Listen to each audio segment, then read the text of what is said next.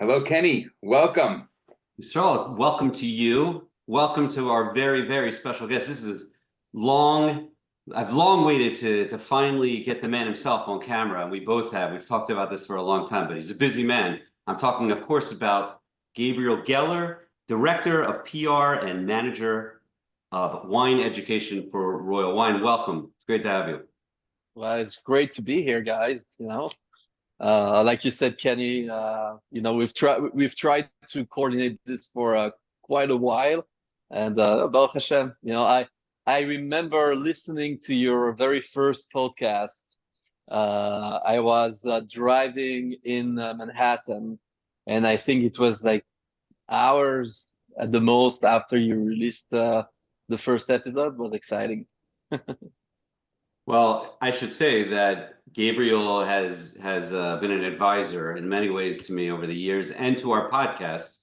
That Yisrael and I both bounce ideas off of him, and of course he gives me good feedback as well. I think the two people that I really look to their feedback and to their opinion is Gabriel and Adam Montefiore, of course, who both listen to our podcast. I'm very honored by both of you, and but it means a lot when that you listen and that you have been there since the beginning. So it's special and a special treat for us to have you on. Having my name in the same sentence as Adam Montefiore is very flattering. Well, I think I think deservedly so. He's an icon to me, and we'll have him on here eventually. Big time. Oh, for sure. You have to. I know, and I'm sure you'll be happy to as well. Sure, he's told me, but I think you are a legend yourself, and I know a lot of people who look up to you. So we don't have any specific plan as with most of our podcasts, but we just want to shoot the breeze. That's the best way. Yeah, I agree. I think for us that works. Yeah. And that was when Yisrael approached me, and it was at a KFWE, I think a year ago. When did a year ago? A little over a year ago. A little over a year ago. And it seems like only yesterday. And he approached me with the idea. It was very much the idea. It's the Seinfeld of wine podcasts. Is that there's no script, that there's no plot to this. So why don't you start by telling us a little bit about how you got into this position? You could do Sure. I know, because it's really a 10-minute story. You could condense it. Yeah. I'm gonna condense it quite a bit. Yes. So 10 years ago, I moved here to the United States from Israel for what was, at least officially at the time, temporarily, and was for 3 months. And I was back then a consultant, a freelance consultant to many Israeli wineries, to small importers in Europe, on all sorts of marketing related stuff. And I landed this gig for 3 months with Netofa Winery. Back then, Netofa Winery was already imported by Royal. It's still imported by Royal. I should say it's imported by Royal again. And they were, in their first year since they came to the market, and they're not doing great. And I wanted to try and help them. They were already, a little bit over the edge from that perspective, but it was for the better. It was a Yerida Aliyah. A couple of years later, so in 2017, Royal stopped importing Netofa wines, and they came back, I believe, in 2019 or 2019, and it's been successful since then, thank God.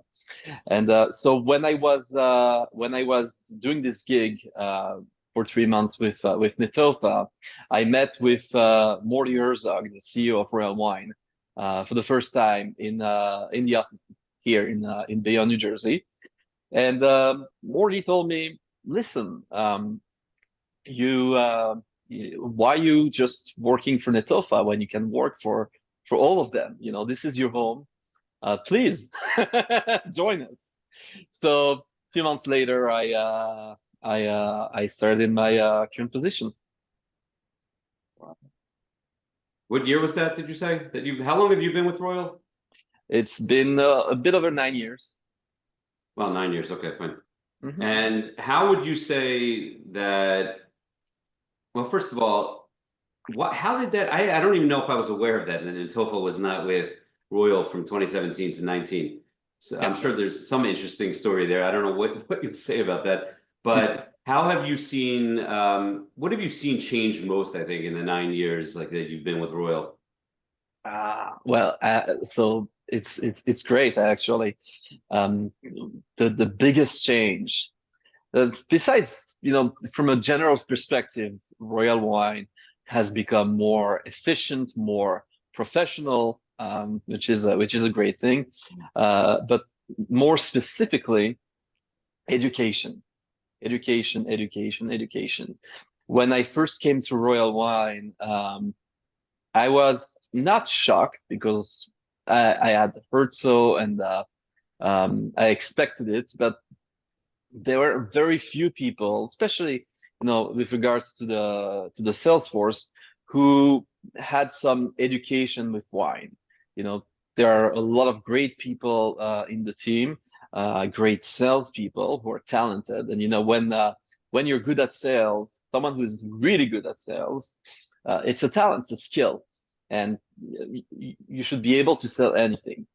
And there are definitely quite a few people like this um, in this company.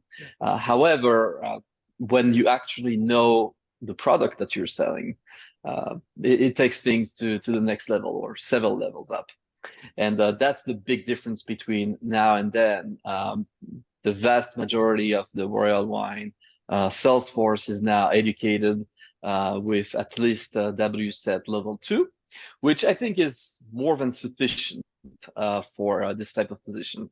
There's a couple guys who have level 3, like I do, and they're great guys, great salespeople, and passionate about wine. But I don't think that it's essential to have level 3 or more for selling wine. But you need to be able to know exactly what you're talking about, and all the essential information that's contained within the courses, the curriculum of the WSETIII level 2. So that's a big thing. And I mentioned WSETIII, which is something that's common between us guys. But there are, of course, a lot of efforts, many of which I've led, that were not as formal as the WSETIII, to educate our sales force, and it's a continuous effort.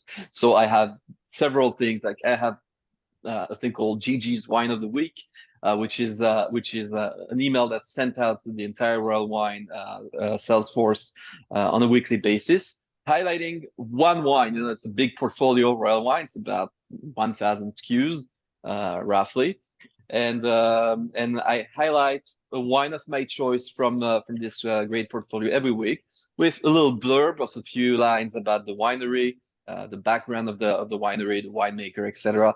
And then not just a tasting note, but a bit more information, something that is both interesting and useful for anyone who promotes and sells these wines. What was the wine this week? So it hasn't come out yet. I was, thinking about it earlier. I haven't decided yet which one I'm going to push. What about last week? Last week, I'm blank right now. Which one did we do? I'm gonna check that. I just want to get a feel for it, because Yeah.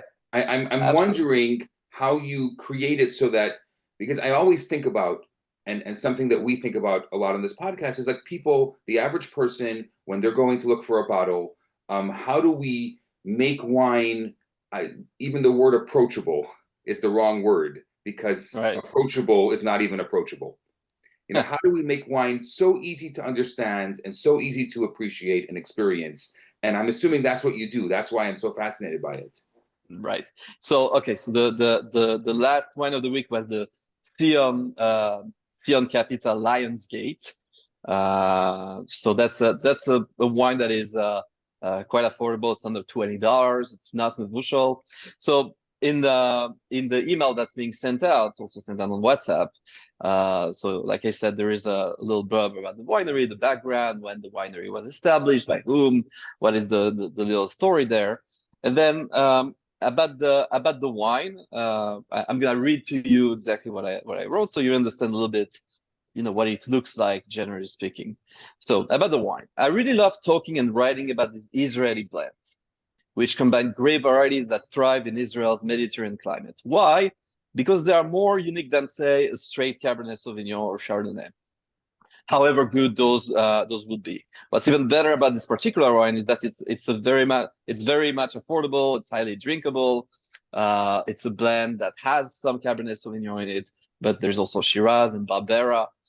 So it's interesting. You have a unique blend that combines, Shiraz / Syrah and Barbera. Both can be deemed Mediterranean. Syrah, Rhone Valley originally, Barbera, Italy.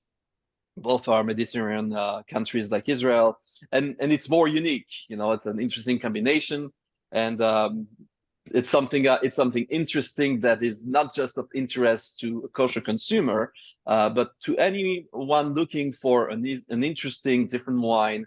And that's how a lot of those sales reps, they sell to non-Jewish, non-kosher stores. They are out there in the non-Jewish market, and a work that's been actively done by Royal over the past 15 years is to really market and sell Israel as an emerging wine region that should be of interest not just to the Jewish / kosher consumer, but of course to anyone who is interested in wine and wants to try something different, something new. So then I go on about the tasting notes and all that. Don't have to get into this, but that's the idea. It's really to convene the message to the sales force that we have some great wines. Wines are actually not even expensive. $19.99 nowadays, even in the non-kosher market, is not a very high number. And those are wines that are well made, interesting, and that can be sold to anyone regardless of their interest or requirement for kosher wine. Let me ask you you mentioned about in the non-kosher world, and I've noticed in more recent KFWEs, maybe it's my imagination, but I've met more, either owners, distributors, whomever, from interesting places, Texas, specifically non-Jewish. And right. I think a lot of that is probably based on maybe even evangelicals buying Israeli wine. Have you noticed, do you know that there's a major increase in places like that and among non-Jews buying Israeli wine? Yes, absolutely. So part of the effort that I mentioned before into marketing Israeli wine outside of the kosher bubble was really hand-in-hand work with big chains, for instance, Total Wine, Beanie's, Albertsons in California. They have their pavilion stores where we have successfully, quite a few stores, managed to get them to open an Israeli wine section. It's not a kosher section, it's an Israeli wine section. It doesn't say kosher. And even in some of those stores, you will find, our wines, but also some of those, non-kosher Israeli wineries, like, Claude de Gatte, for example, or Pelter. It's amazing, Total Wine, the biggest chain of wine stores in America, has, in some stores, Israeli wine sections, and people who browse the aisles and looking for something different than their usual California / Italian / French or Spanish wines can say, "Oh, Israel, interesting," and it's something that's thrilling because I remember back when I was in Israel, I often got interviewed by foreign media about the story of Israeli wine, etc. And back in those days, we're still like really struggling into passing along the message that yes, Israel makes wine, and it's actually good wine. And now we see those efforts come to fruition in a big way. As we've discussed many times, you and I, the worst thing you see, those headlines that come out before every Pesach and before Yom Tov is it's not your Zaydi's wine, Manischewitz. It's like always the same stuff, like the shock that a kosher wine is drinkable, or that an Israeli wine is drinkable. I haven't honestly seen. I love the fact that I can go to Total Wine in random cities and find kosher wine. But I still find them like in the kosher. They always keep them in the kosher. I haven't seen yet that it's been listed under Israeli wine. And I think Adam Monta, if you're speaking of him, I think he's like, I feel like he's made a push to call it like wines of the Levant more than Israeli. Like he's like, it's from a regional and from a terroir perspective, if you want to call it that entire region is a very specific style, and that's the way it should be marketed. True. And in some stores there might not be an Israeli wine sections, but sometimes there's a Mediterranean wine section where you're gonna find Lebanese wines, Greek, whatever, and some of those do have some Israeli wines. Just like some stores, that's always that's fun to see, because it's a big deal actually when you see a wine store that has a kosher section. And say New Zealand, you're going to see Goose Bay or Rimaper sold both in the kosher section and in the New Zealand section. Now, why is it such a big deal? Perhaps it tells more about the store itself, because a shelf space in a wine store should be prized real estate. So having a store place the same wine in two different spots in the store, it's a big deal, and you see that all the time. Like I try and always walk into random wine stores whenever I have time, pass by to see what's going on there, and often like I would rather don't see any kosher wine, just like Barton Moscato, and then I see on the shelf of Spanish wines Ramon Cordova. And that's pretty cool. It's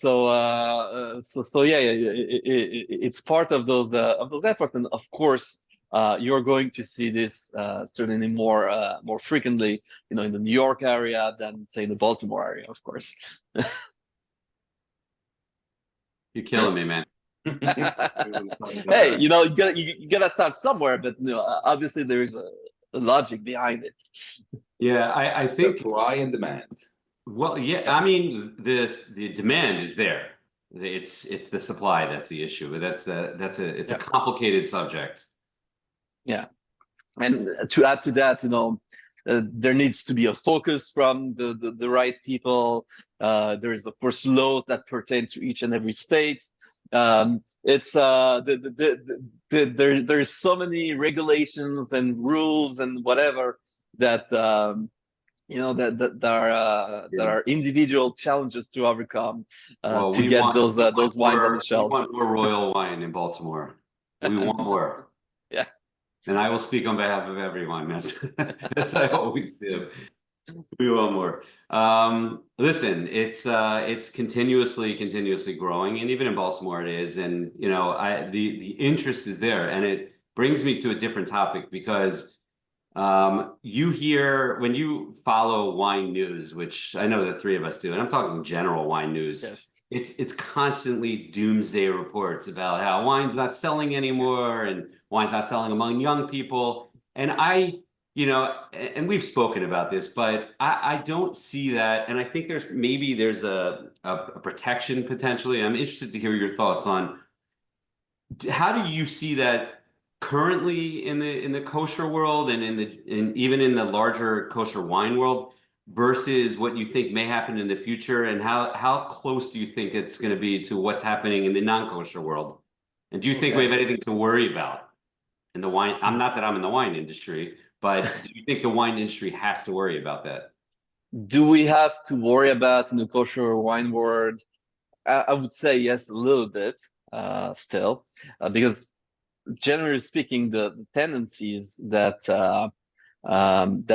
we see in the non-kosher world are usually followed in the kosher world 3 to 5 years later. So, when rosé started trending in the non-kosher world, it came 3 to 5 years later here, and was the same, Italian wines, Spanish wines, and so on and so forth, sparkling wine. Whenever you see a trend, a strong trend going in the mainstream wine world, eventually, usually most of the time, it does reach the kosher wine world. Now, as you mentioned, there's a lot of doomsday reports in the media. The media is always being, a little bit overly dramatic. It is, concerning, of course. I just read, I can't remember who it was, but very insightful interview saying, it might be the once in 40 year storm, and yeah, that may be true, but again, it's a storm once in 40 years, so it does happen.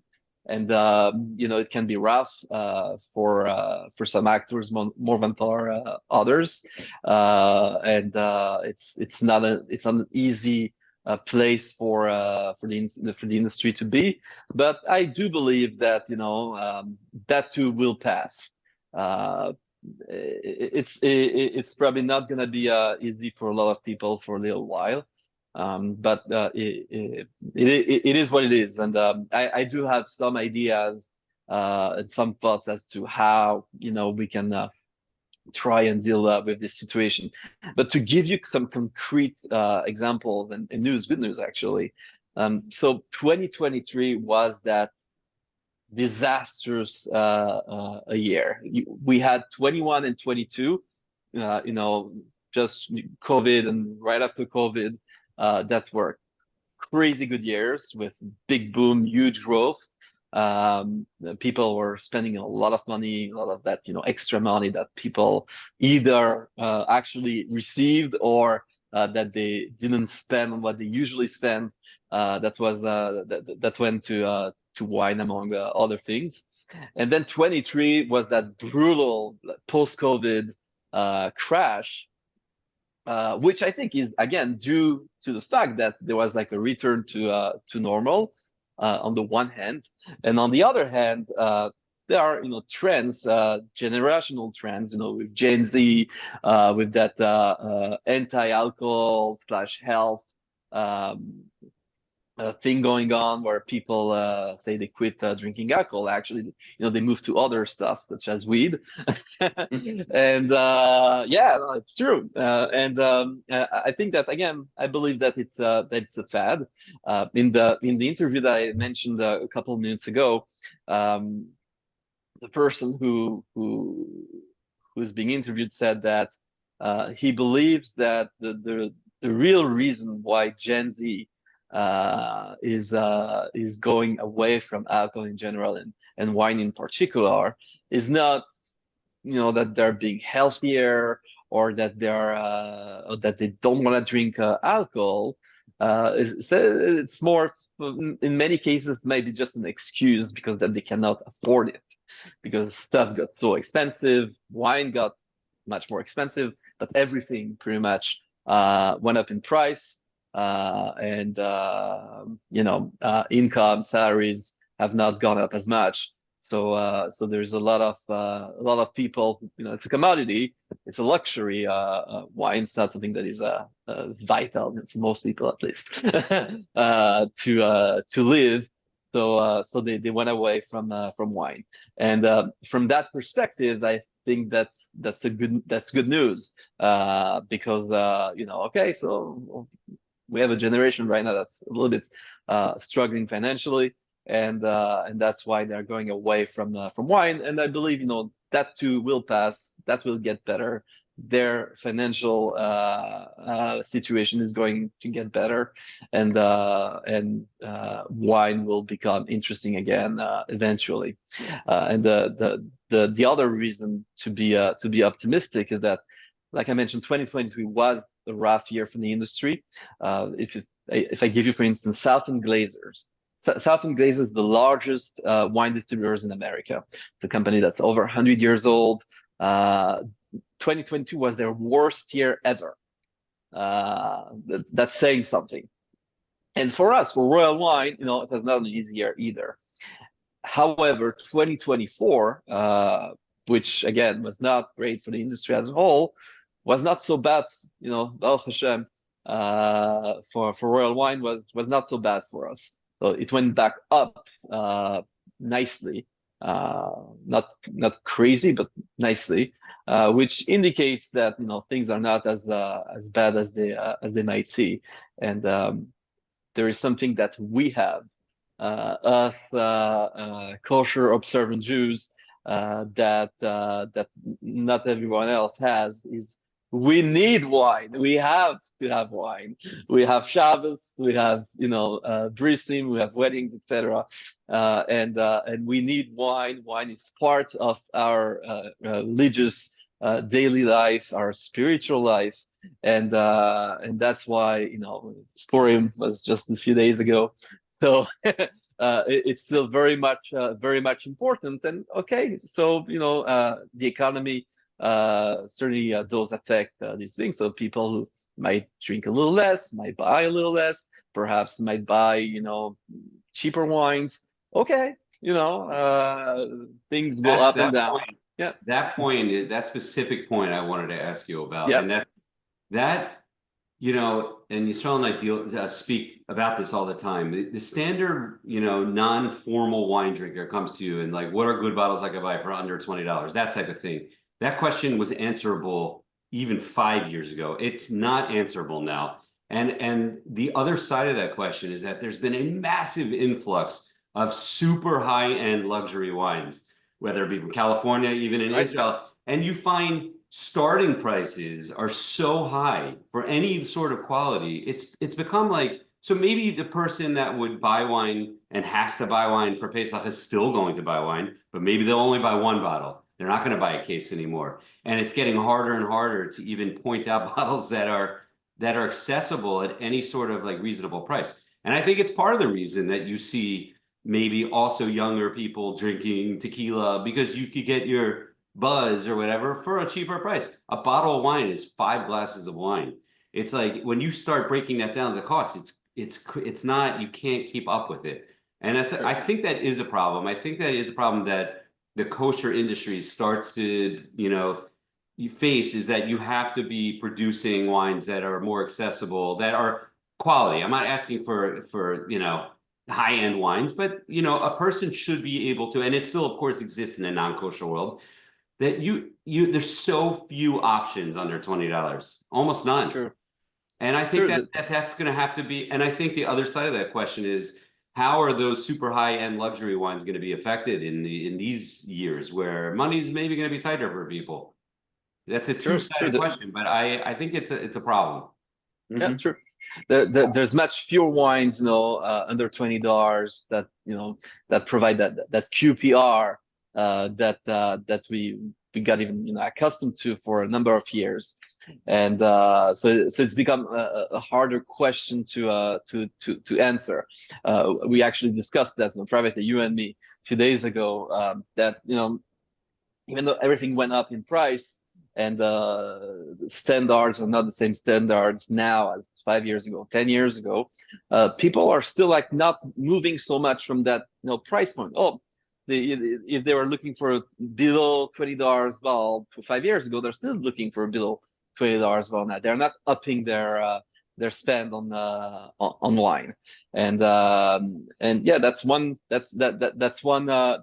challenge. And it's actually interesting because I know a lot of people who enjoy wine, who even drink wine almost on a daily basis without spending a ton of money. And during COVID, some of those people, they told me, yeah, so we used to buy a bottle of Baron Herzog Chenin Blanc for $7, $8, $9 before COVID, and then during COVID, we started trying all the stuff and trying bottles like, I don't know, caramel appellation, Herzog lineage and stuff like that. That's closer to $20, double the price of what they used to spend. And so for some of those people, they actually got accustomed to more expensive wines, and so for some of them, they're not even going back to spending what they used to, because they just cannot drink those cheaper wines anymore. They But can't some of go them, backward. right? But some of them don't even have a choice, and that's the bad news here, is that instead of going back to those cheaper bottles that are not $7 or $8 anymore, they're $10. They just stop drinking wine during the week, and then they keep their wine consumption to Shabbos, for instance, and of course that affects the industry tremendously. Do you think the wineries got a little used to people buying higher end wine, and when during the good years, and now it hasn't hit them yet? That maybe I'm sure it has hit them, but that's the thing, that's the big risk, with the wine industry, is that it's a long-term game, and sometimes you get excited, and even the biggest and most experienced players, get caught into this game, and it's part of the risk, so I'm not going to name any wine in particular for this purpose, but yes, like you've mentioned, there's a number of super high-end wines that just came out in the past 6 months, past year, for 200, for 250, 300, and even more dollars a bottle. And it's true that many of those wines are not moving so quickly. Why is that? Because when they produce those wines, the harvest was in 2021, 2022. That's when things were crazy. People were spending a lot of money. People were really being very enthusiastic and spending the big bucks on high-end bottles. And so they made those wines, back then, and then the wine ages in the barrels. The plan is laid out, and then the wines are getting released, in 2023, 2024, 2025, when the economy looks very differently than it did 3 or 4 years ago, and not just the economy, but socially speaking, etc. So you see all those wines that were made in excitement back then are released into a very different world than the world that that prevailed back when they were actually entered production. I'm so curious about this, and this is such a Jewish question, Mm.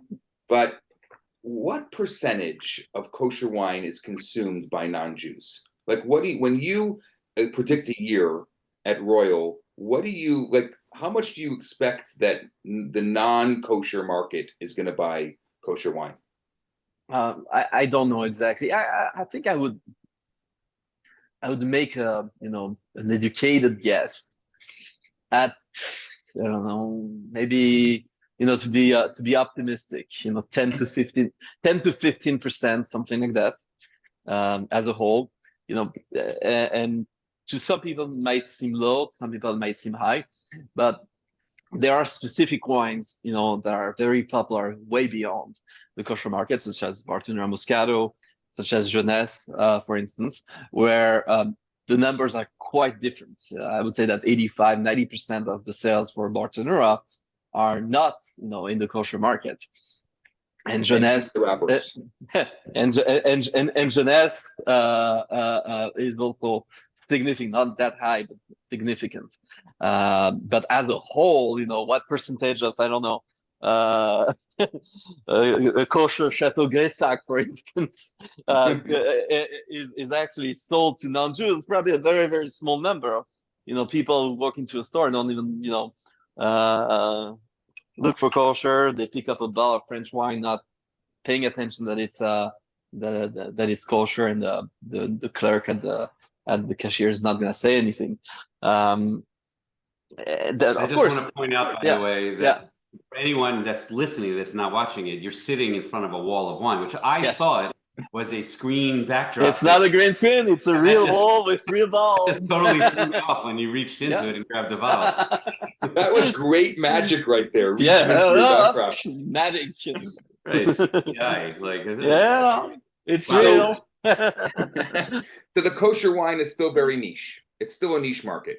Sure, of course, and that has a lot to do, obviously, with pricing. You know, it's not like when you buy a pint of Häagen-Dazs. So great ice cream if you keep kosher and you're not halal Israel, so then the kosher consumer is gonna pick it up because it's good and because it's kosher, and the regular consumer just picks it up because it's good. In the case of kosher wine, for the most part, you know, it's the kosher consumer that's looking for his kosher wine, picking up his Bauer Herzog or Carmel or Barkan, etc. And there's very few non-Jews who are gonna so naturally go over to those balls. But obviously it does exist.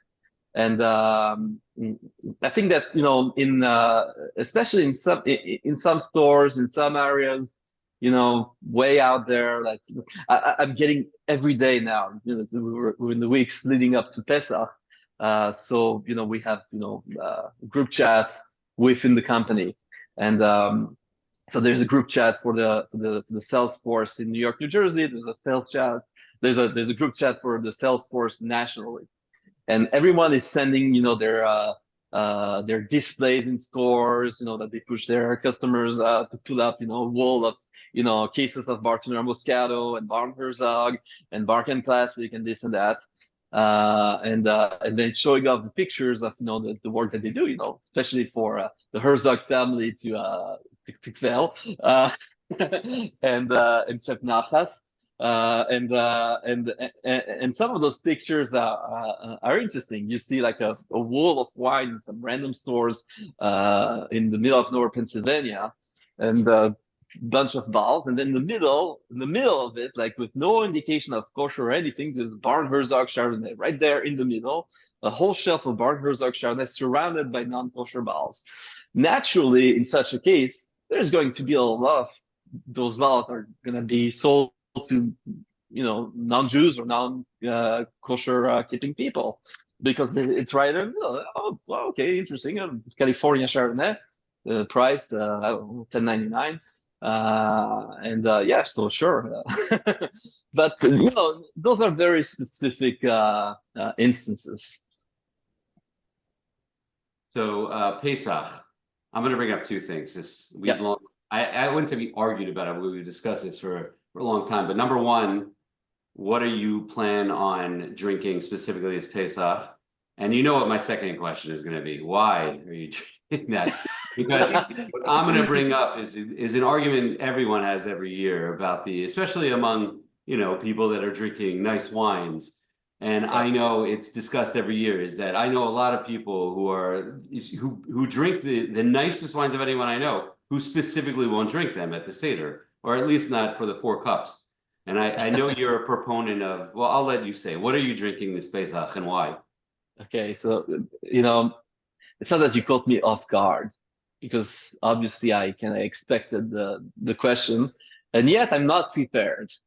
Usually I'm prepared sometimes months in advance with like ideas, and like, okay, so for Pesach, this, all that, but this time I thought about it, but I did not make a decision yet.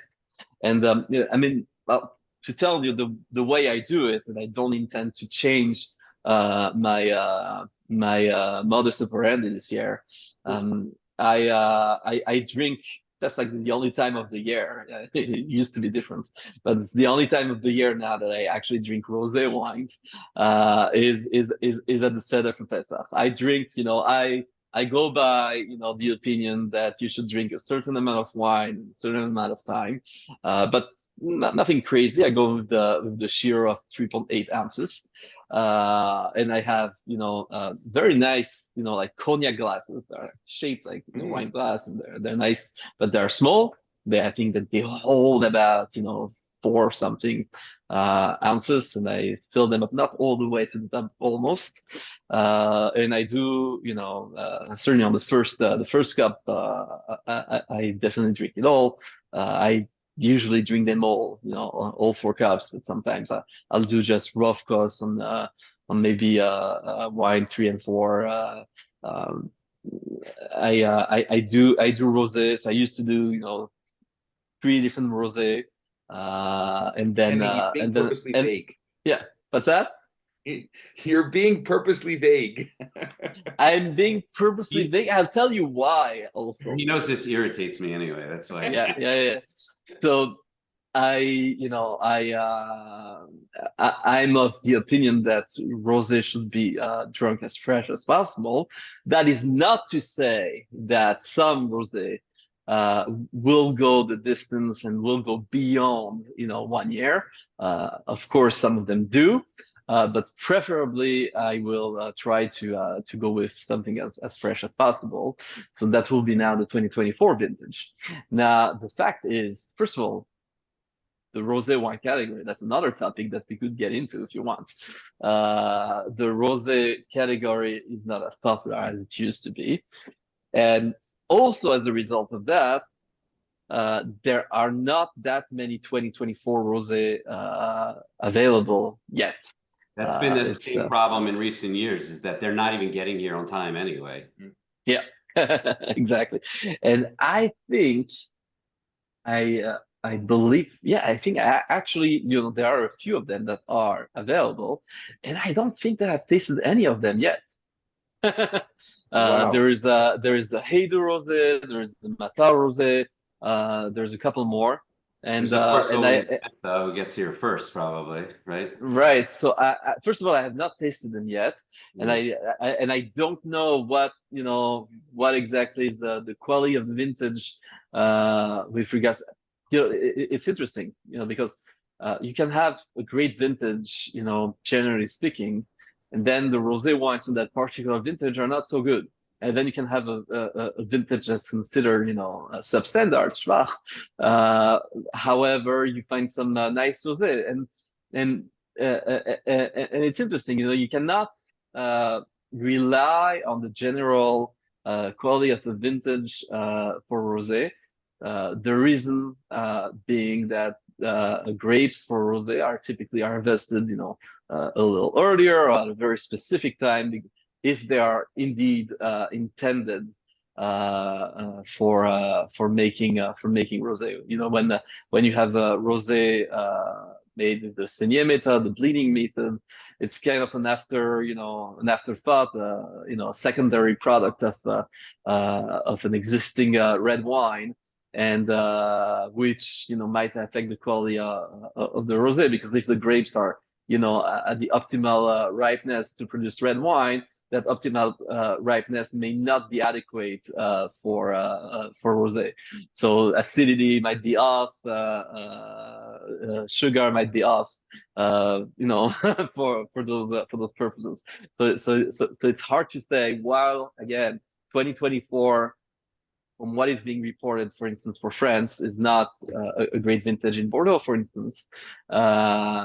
Probably, we'll see. That doesn't mean that the rosé from that specific region is going to be to be of lesser quality than usual. And the same goes for other regions. So I'm going to taste those 2024 rosé very soon and make my decision.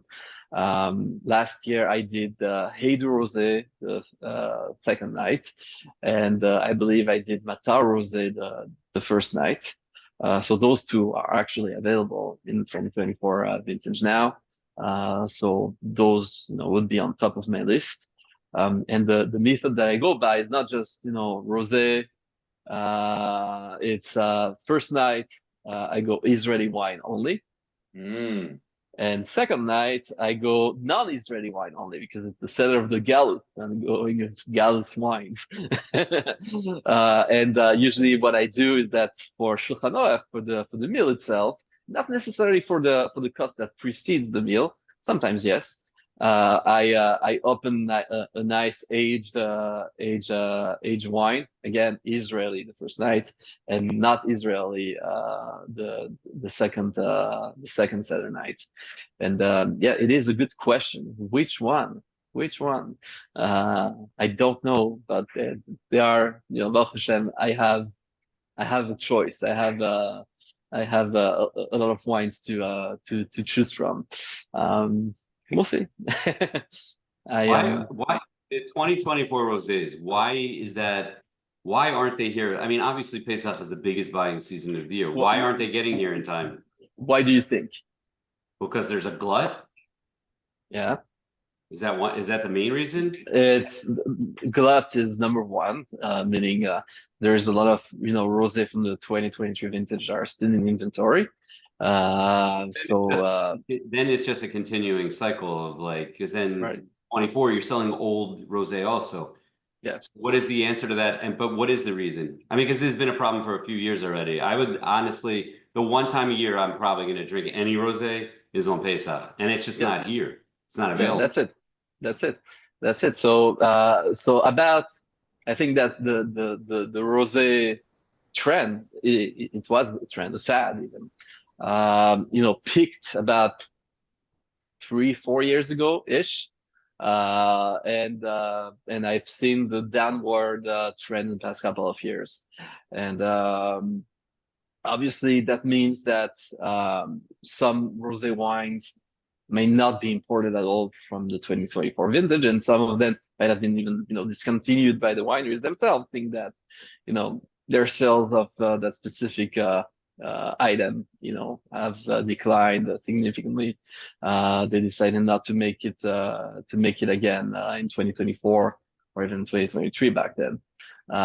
So yes, those are the reasons why we don't see that many of them. The demand has gone down.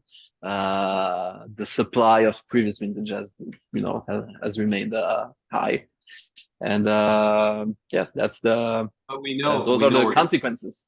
Well, we know we're going to see them on the market soon enough, maybe in summer. But then my point is that it seems mistimed to me. Like if I'm buying rosé, I'm buying it. I want to buy 24, and I want to buy it for Pesach, and it's just not here, and that's been a problem the last few years. And it doesn't seem like it's changing. And I feel that's part of the reason. Maybe that's a little part of the reason why rosé sales have gone down in the kosher market.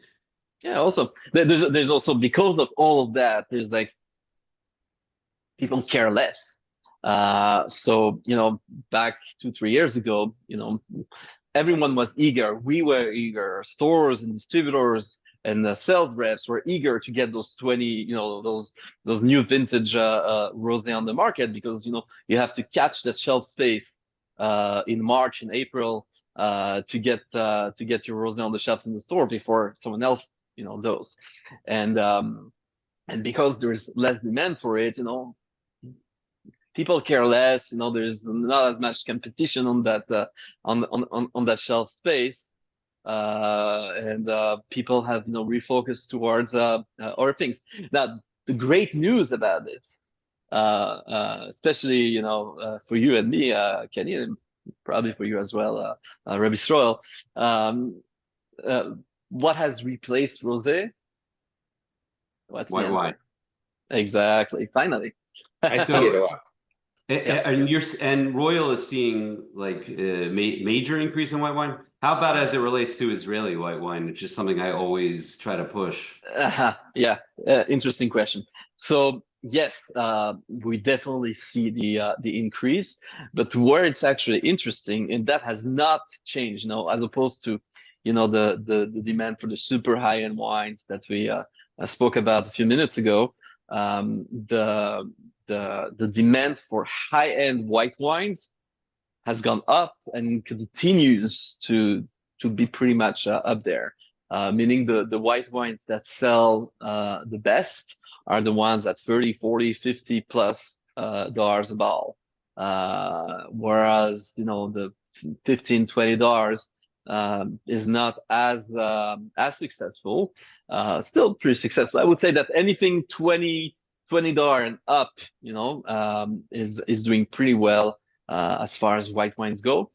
the stuff that's below that is struggling a little bit more, which I think indicates that the consumers, the people who want those white wines and who got into white wines are people who are willing to spend on wine, looking for something a little bit more complex, a little more interesting, which comes with quite most often with certain price tag.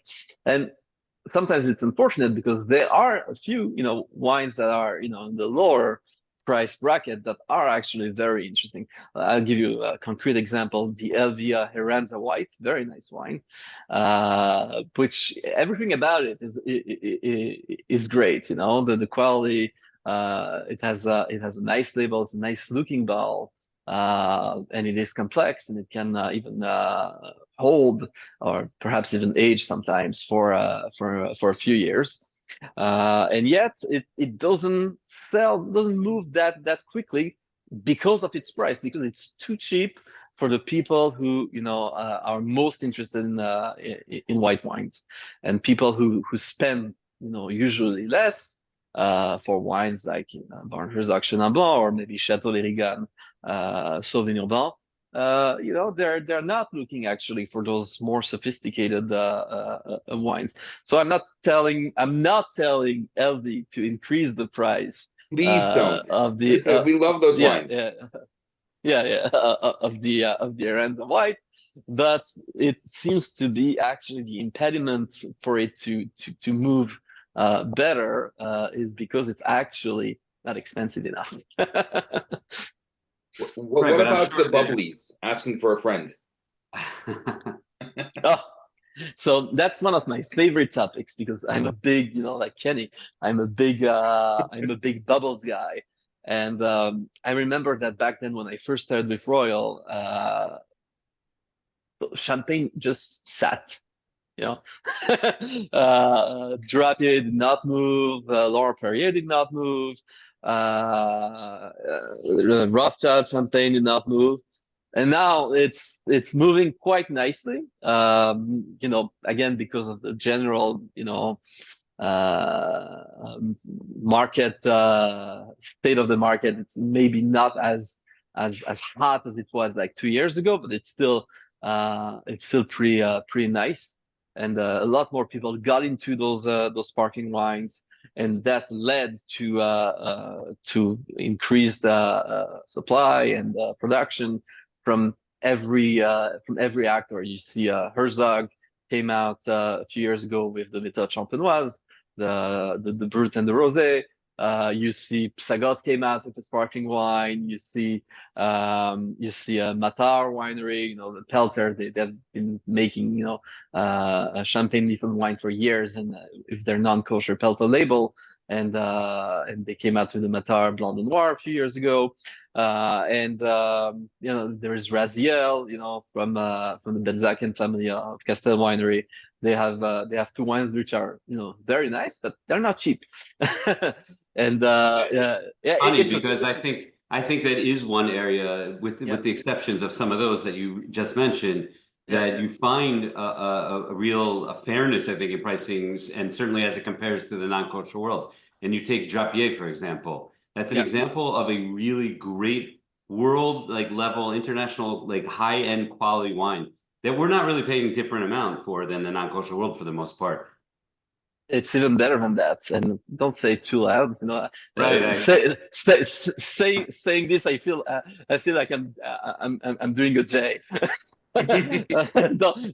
Don't say it too loud. But for the most part, and I was shocked myself. I found out recently myself. The kosher Drapier is very often, depends on the store, depends on the state, very often less expensive than a non-kosher Drapier.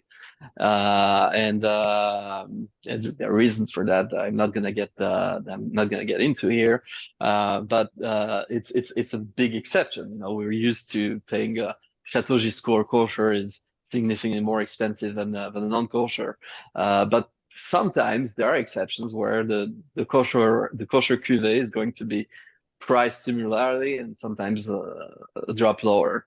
And Drapier is one such example. So Drapier actually does now, like I said, 9 years ago, Drapier was a top sell, and now there is 4 SKUs. Back then there were 2 SKUs, so there's 4 SKUs, and they're in high demand. Whenever it's out of stock, there's constantly requests. When is it coming back? When is it coming back? So that's that's a great thing, and it's not just at the high end. You take a great sparkling wine like the König Crémant from Alsace, fantastic. It's constantly selling out. That's like by far and for years now the hottest selling item from König Winery, and even Royal Wine with its Bartonura brand, they expanded quite a bit back a few years ago. We had to scale down a little bit, got a little too excited, but we expanded the range of those sparkling wines, the sparkling Moscato Rosé, and Asti, and we had a demi-sec, magenta. So some of those did not do as well as we'd hoped, but we saw that there was a strong trend for sparkling wines at every price point. And right now, by the way, if you have not tried it yet, Kenny, you should. I was very pleasantly surprised. There is sparkling wines from France under the La Maison Bleue label. Very nice packaging also, by the way. I think that they retail for like $12, $13 maybe, and they're really not bad at all. Great,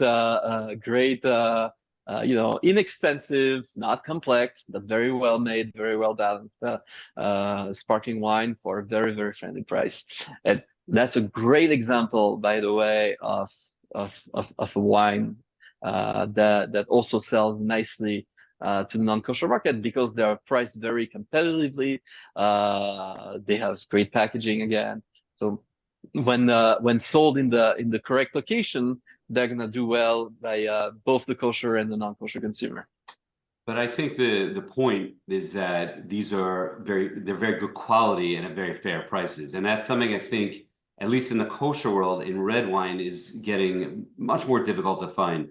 But you could find great quality in white wine, certainly at below $30, many wines, and even in bubblies. There are plenty of very well-made bubblies that are priced anywhere, like you said, from $10 even to just like $50. And it's that ability to be able to access great quality at more economical prices. I think that's probably catching on as well. For sure. Now, again, if you take the Raziel wines I mentioned before, the Psagot, they are actually nice wines, but it's not easy to sell an Israeli sparkling wine, a product that came to the market, within the past couple of years, at a higher or equivalent price to champagne from France, from wineries that have been around for decades or centuries. I think there are great bubblies being produced in Israel, and I know it's probably taboo to mention it because it's not royal, but it's not taboo. It's your podcast. Yeah, Yarden for so many years has been so great, and that's an example, by the way. It's a little wrinkle on the kosher versus non-kosher. In America, for a long time, it was cheaper to buy that than it was in Israel, which I know a lot of Israelis always complained about. But what a great bottle of wine for such a fair price. And Amazing. It continues that way, even though it's, what is it now, 35, 40? It used to be 25, not even that long ago. But I happily fork that over for that wine. It's such great wine. And it's a fantastic wine. It's no secret that, I've been personally a big consumer of those Yarden and Gamla/Gilgal Brut. And the Gilgal Brut even for more years. So. Right. Gilgal Brut, even what are they still selling in the 20s? It's just what great quality. And that's fantastic. But it gets back to I think Israel, Yisroel and I talk about this a lot. I think Israel's real future is in white wine and in bubblies. Because just from and that's not even selling internationally, just selling in Israel. It's a hot climate. People want to drink fresh wines. Yeah. And Israel is the Israeli market, Israeli consumers. Their demand for white wines and for sparkling wines has gone up a lot. And again, it makes sense because they have the climate for it.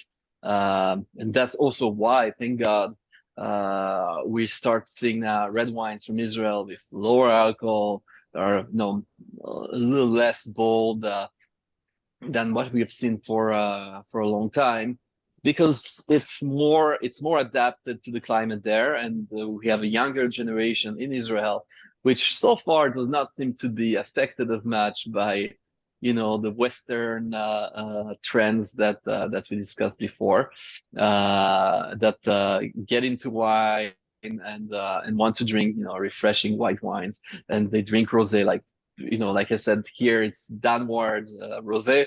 In Israel, it's not there yet. It still sells well in Israel, because again, it just it makes sense. It's like hot there, like 8 months out of the year, and they want to drink something that's enjoyable in that climate. I think I want to ask you the number one question I get this time of year, and that is, what wine do you recommend for somebody who gets a headache the day after the Seder? People always say, I can never do my second Seder because I have such a headache. Can you save me? I'm not going to be PC here.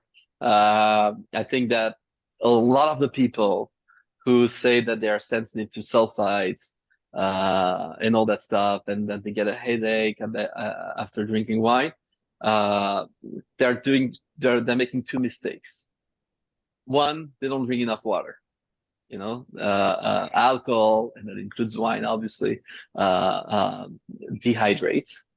So if you spend the entire Seder, okay, cup 1, cup 2, cup 3, cup 4, and you don't drink water, you don't drink enough water, you're gonna get a headache. It doesn't matter which one you're drinking. Obviously, if you drink a wine that has 15% alcohol, it might affect you more than a wine that has 10% alcohol, and then you might get a bigger headache the next day because you drank that higher alcohol wine. But again, it's not because of that primarily. It's because you didn't drink enough water, and also perhaps, more generally speaking, not just at the Seder, maybe you didn't eat enough also. So just like balance is important in the wine itself. Balance is important for you as a human being in terms of what you actually ingest, and it's important that our intake comes along. Usually, what I tell people: drink at least as much water as wine. You drink a glass of wine, you drink a cup of water. That's like the basis, and then you're out of meal, so you're gonna eat. Don't just drink wine, then have just one bite of food. That's also going to affect you likely, and you're gonna get a headache. So I would advise people before they jump to conclusion that the wine is at fault, or that the sulfites are at fault, or things like that. Try drinking more water and see how it goes. All right. Well, Gabe, I know you and I have jobs to get back to. I don't know what rabbis do during the week, honestly. Trying to figure that out for you.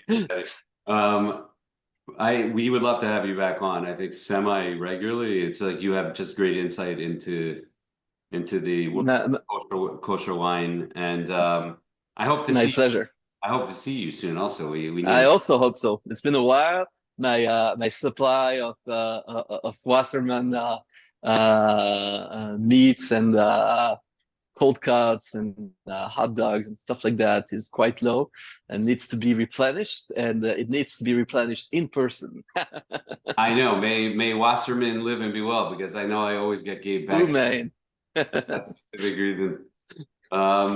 But really, thanks for joining us. Thanks for taking time out of your day. Pleasure.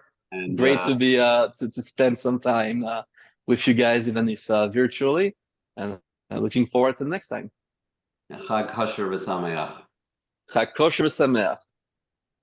Same to you.